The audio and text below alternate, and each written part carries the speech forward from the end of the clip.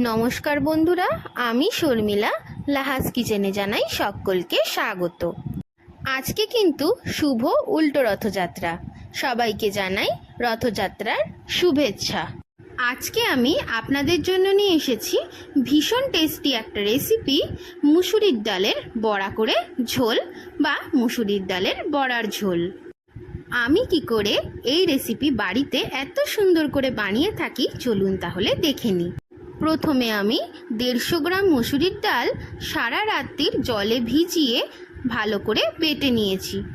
আমি মিক্সিতে বেটেছি, আপনারা চাইলে শিলনোড়াতেও বাটতে পারেন। এরপর দিয়ে দেবো হাফ চামচ মতো নুন আর হাফ চামচ হলুদ গুঁড়ো দিয়ে খুব ভালো করে একটি চামচের সাহায্যে নাড়াচাড়া করে কড়াইতে সর্ষের তেল গরম করে বড়াগুলো একে একে চামচের সাহায্যে দিয়ে এপিট ওপিট হালকা লাল হয়ে এলেই বড়াটা ভেজে তুলে নেব।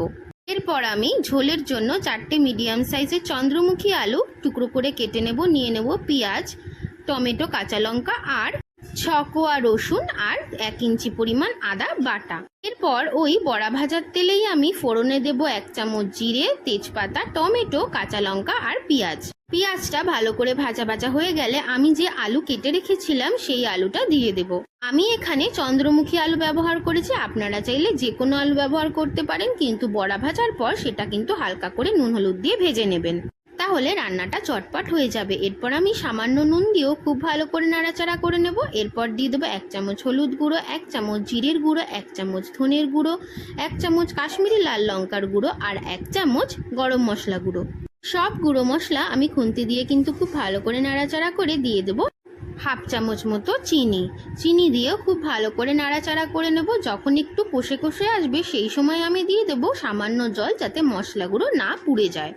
এরপর আমি কষতে থাকবো ঠিক যতক্ষণ না মশলা থেকে ভালো করে তেল ছেড়ে আসছে।